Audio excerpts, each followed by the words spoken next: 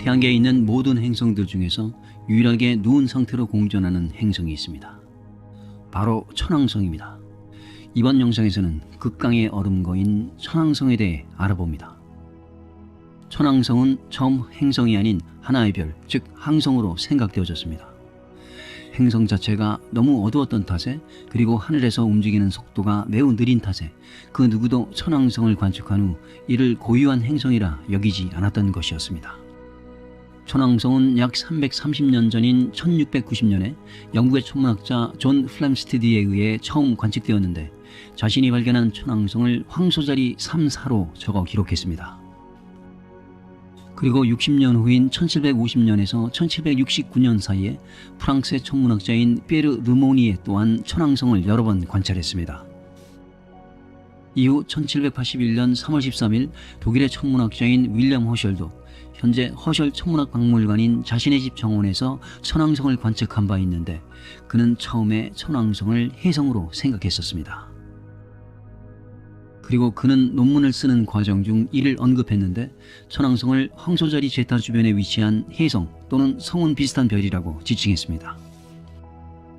그리고 이로부터 4일이 지난 3월 17일 허셜은 그 별을 관측하던 도중 별의 위치가 변화했다는 사실을 통해 천왕성이 혜성이라고 확신하듯 판단했고, 새로운 천체를 발견했다는 생각에 흥분되어 이를 왕실 천문관인 네빌 마스켈라인에게 달려가 곧바로 보고했습니다.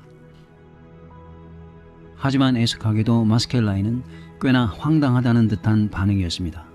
이를 대체 뭐라고 판단해야 맞을지 전혀 감이 안 잡힌다는 말이었는데, 그렇게 생각하는 이유는 바로 다음과 같았습니다.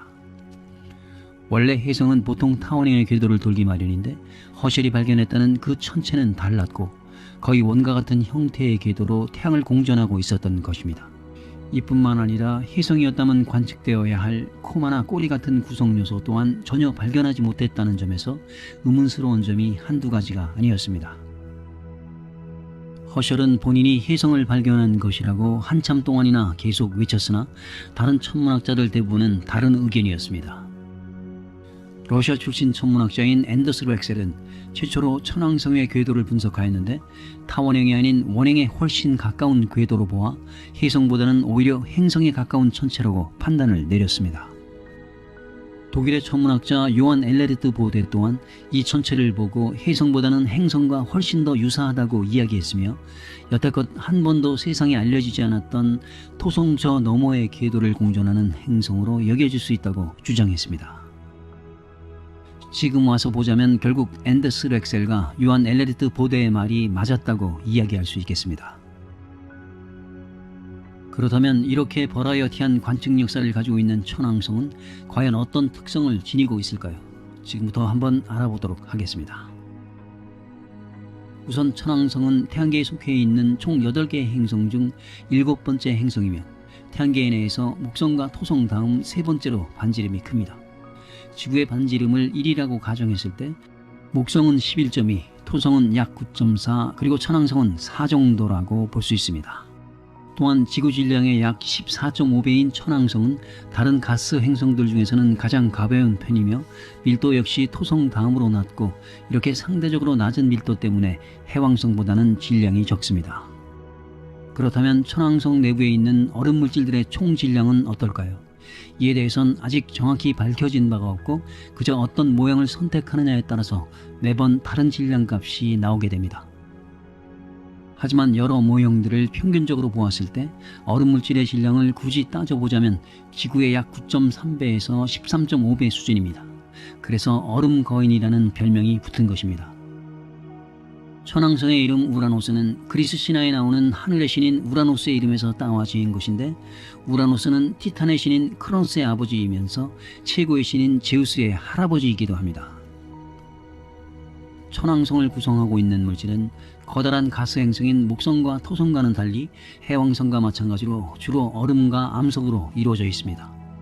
이 때문에 천문학자들은 천왕성과 해왕성을 얼음 거대 행성 또는 얼음 거인으로 구분하여 부르기도 합니다.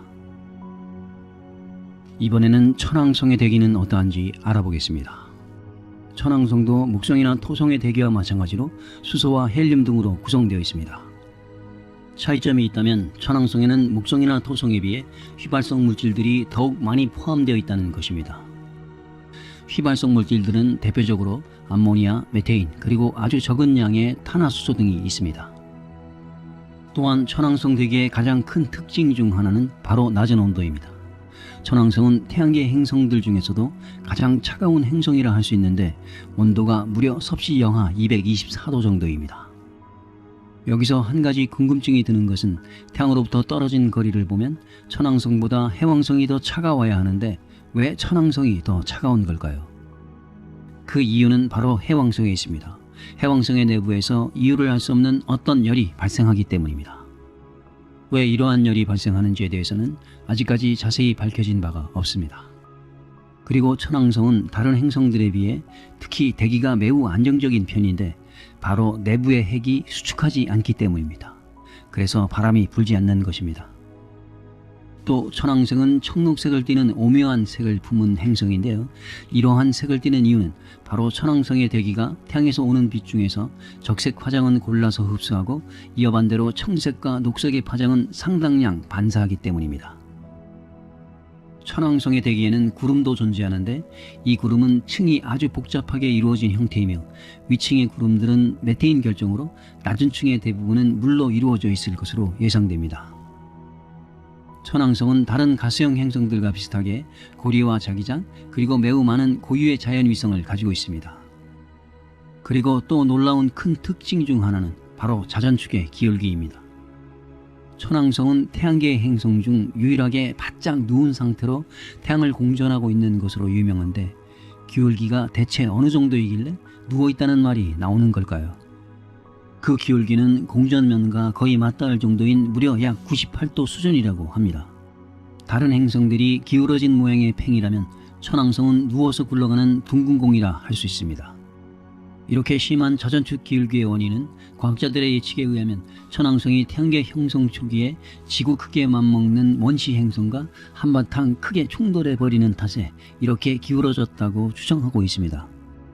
보이저 2호가 천왕성의 근처를 스쳐 지나가면서 가시광선 영역에서 바라본 천왕성의 모습은 태풍이나 구름띠 등의 흔적은 눈을 씻고도 찾아볼 수 없는 그저 특징 없는 민무늬 행성이었습니다. 그런데 최근 관측자들이 수년에 걸쳐서 천왕성을 관측한 결과 태양이 적도를 통과하는 점인 분점에 천왕성이 가까이 접근함에 따라 날씨와 계절의 변화가 나타나기도 했습니다. 천왕성의 심한 자전축 기울기는 다른 행성들과 비교했을 때 천왕성의 계절을 아예 확연히 차이나게끔 만드는데 그게 한쪽 면은 늘 태양을 향할 수밖에 없고 반대쪽 극은 아예 태양을 바라볼 수가 없습니다. 평균적으로 약 35km, 즉 20AU 떨어진 채 84년을 주기로 태양을 한 바퀴 도는 천왕성은 한쪽의 극은 무려 42년 동안 계속해서 태양에 노출되고 또 다른 반대편 극은 42년 동안 길고 긴 어둠에 갇히게 됩니다. 결과적으로 42년 동안이나 태양빛을 받는 한쪽 극 부분은 오히려 적도 부분보다도 태양 에너지를 더 많이 받게 되는 것입니다. 하지만 그럼에도 불구하고 천왕성의 적도가 훨씬 더 뜨거운데 그것은 바로 저장열 때문입니다. 상당히 많은 양의 태양열을 저장해 놓을 수 있기 때문에 아무리 42년이라는 기간 동안이나 꾸준히 태양빛을 받는다고 해도 저장된 열을 감히 이기지는 못하는 것으로 보입니다. 다음은 천왕성의 구조에 대해 살펴보겠습니다. 표준적인 모형에 따르면 천왕성은 세 부분으로 나눌 수 있는데 먼저 중심부에는 암석으로 된 핵이 존재합니다. 그 위로는 얼음 혼합물로 이루어진 멘틀이 핵을 둘러싸고 있으며 가장 바깥에는 수소와 헬륨으로 구성되어 있는 기체층이 존재합니다. 천왕성의 얼음 멘틀은 차가운 얼음 상태가 아니라 압력으로 인해 가열된 뜨거운 물과 암모니아 그리고 기타 휘발성 물질들이 굉장히 농밀한 상태로 흐르는 모습을 떠올리면 됩니다. 때문에 이를 물 암모니아 바다라고 지칭하여 부르는 경우도 있습니다. 천왕성의 중심핵 질량은 지구의 약 절반 정도 크기인 0.55배이고 중심핵의 반지름은 천왕성 전체 크기의 약 5분의 1 정도로 비교적 작습니다. 천왕성 부피의 대부분은 멘틀이 차지하고 있는데 멘틀 자체의 질량만 따져도 지구의 약 13.4배에 이를 정도입니다. 천왕성 핵의 밀도는 약 9G 큐빅미터이며 온도는 5000켈빈에 달하고 압력은 약 800기가파스칼에 이릅니다. 네이처 피직스의 최근호에 실린 논문을 보아도 그런 다양한 가능성들을 파악할 수 있는데요. 미국 로렌스 리버모어 국립연구소 소속의 존 에거트 박사가 작성한 논문에 의하면 해왕성과 천왕성이 다이아몬드 바다를 품고 있을 가능성도 있으며 그 액체 다이아몬드 바다의 표면에는 반짝거리는 다이아몬드 덩어리들이 무수히 많이 떠다닐 것이라는 주장입니다. 천왕성의 비밀은 계속해서 조금씩 풀리고 있지만 언젠가 지금의 달과 화성처럼 좀 더 주목받는 탐사 행성으로 자리할 날이 올 것입니다.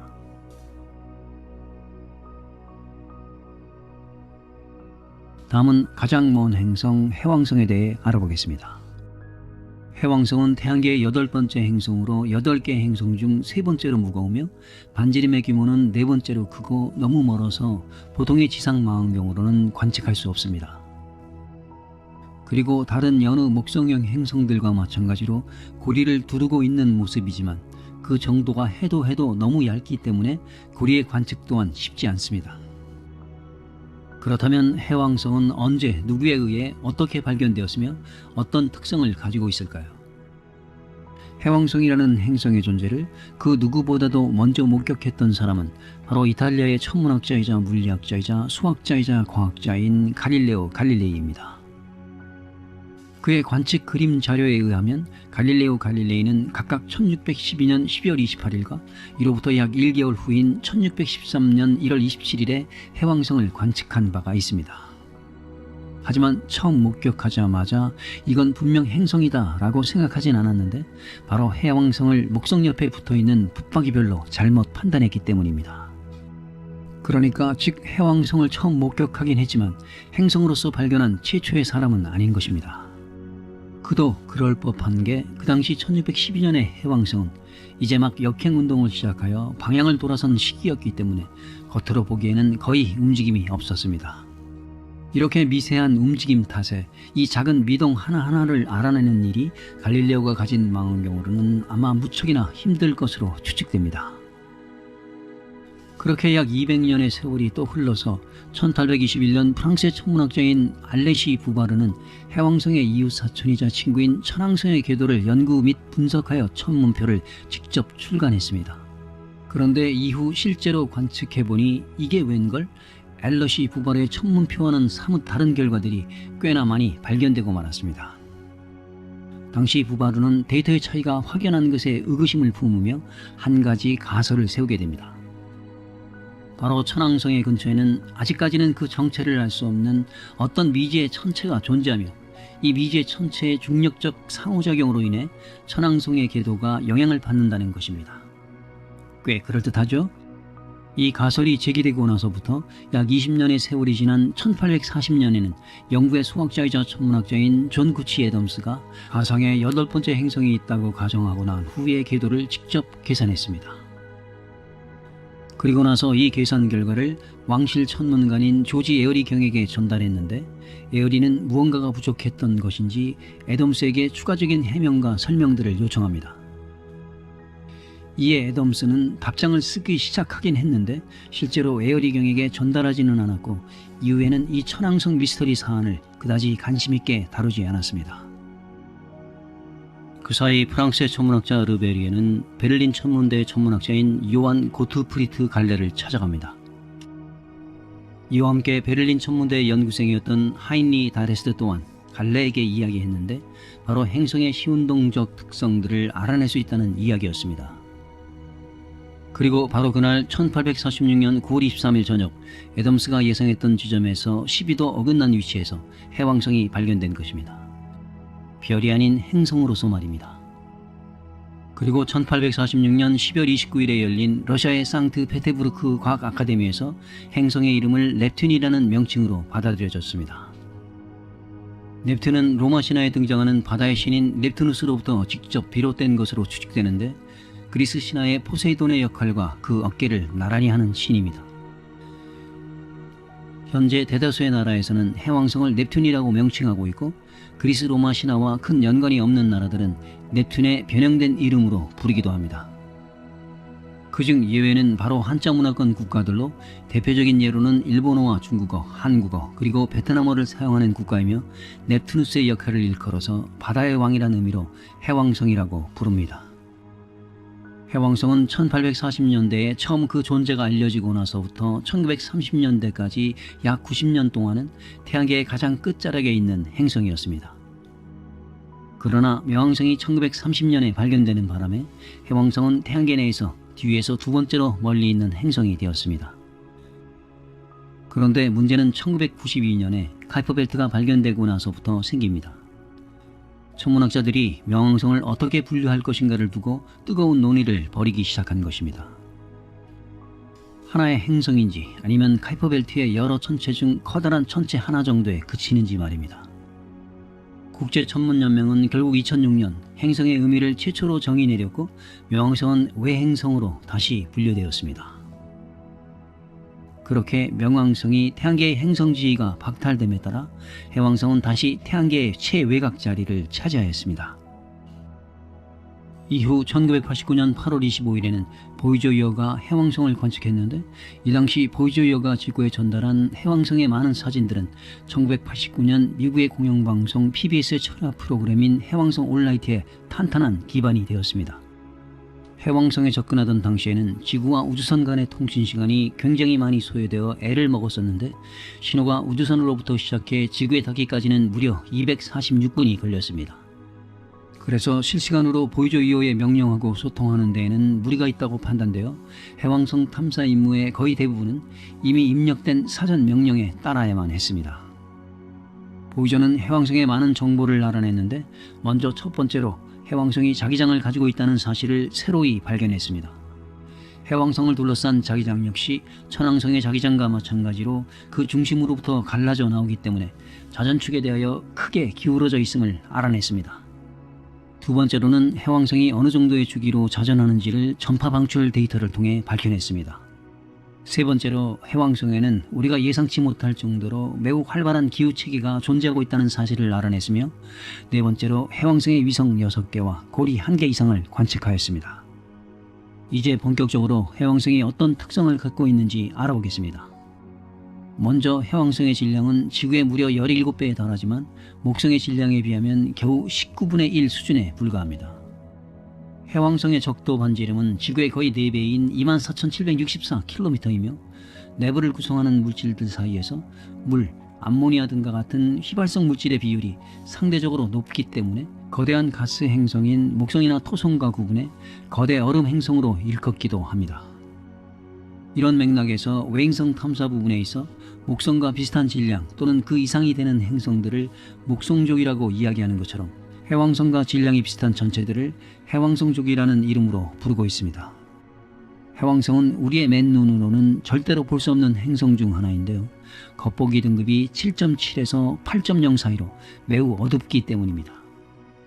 이 정도 겉보기 등급을 가진 천체는 강력한 망원경 등으로 관측해야 간신히 천왕성과 비슷하게 생긴 파란 원반 모양으로 보기가 가능하며 이는 목성의 위성인 갈릴레이나 외행성 세레스, 소행성 베스타, 이리스, 팔라스, 헤베, 그리고 유노보다도 어두운 수준입니다. 따라서 해왕성을 육안으로 연구하는 일은 사실상 불가능에 가까웠고 적응 제어 광학 기술이 적용된 커다란 크기의 지상 망원경들이나 허블 우주 망원경이 개발되기 전까지는 망원경으로 관측하는 것도 매우 힘들었습니다. 이렇게 연구하기에 극악의 환경을 가진 해왕성의 첫 번째 정밀 관측은 꽤나 최근에서야 이루어진 편에 속하는데요. 하와이에서 약 25년 전인 1997년에 처음 시작되었습니다. 당시 사용된 지상 기반 광학망원경은 현재 기술이 발전됨에 따라 해왕성의 시각적인 데이터들을 더욱 상세하고 정밀하게 기록할 수 있습니다. 그리고 2004년과 2005년에는 추가적으로 5개의 작은 위성들이 새롭게 관측되었습니다. 해왕성의 대기 구성 성분은 높은 고도를 기준으로 약 80%가 수소이고 나머지 19% 정도가 헬륨입니다. 메테인도 해왕성 대기에 존재하긴 하는데 아주 극미량 수준으로 측정됩니다. 그래서 해왕성도 천왕성처럼 대기 중의 메테인이 행성의 붉은 빛을 흡수하여 전체적으로 푸른색을 띠게끔 만듭니다. 하지만 해왕성과 천왕성의 색깔 사이에는 분명한 차이가 존재하는데요. 이는 메테인 성분은 천왕성과 유사하긴 하지만 해왕성에는 메테인과 더불어 아직은 알려지지 않은 특정한 미지의 성분이 깔끔한 담청색을 띠도록 하는 게 아닐지 추측됩니다. 해왕성의 대기는 총 두 부분으로 나눌 수 있는데 바로 대륙권과 성층권입니다. 대륙권은 아래쪽에 위치하여 고도가 점점 높아짐에 따라 온도가 낮아지고 성층권은 위쪽에 위치하여 고도가 점점 높아짐에 따라 그 온도 역시 같이 높아집니다. 해왕성의 대륙권은 다채로운 구름들로 가득 메워져 있는 것으로 추측되는데 상층부의 구름들은 고도에 따라 굉장히 다양한 성분으로 구성되어 있습니다. 고도에 따른 기압의 결과로 암모니아와 황화수소로 이루어진 구름이 만들어지기도 하며 암모니아, 황화암모늄, 황화수소, 그리고 물 등 다양한 물질들로 구성된 구름이 만들어지는 구간도 존재합니다. 그리고 더 깊은 곳으로 가면 온도가 0도씨가 되는 지점인 약 5메가파스칼의 압력에서 수빅 형태의 구름이 생성되는 것으로 추측됩니다. 이때 5메가파스칼이 어느 정도의 압력이냐면 우리의 중지 손톱만한 작은 면적에 무려 460kg의 무게를 받는 겁니다. 실로 어마어마한 힘이라고 할 수 있죠.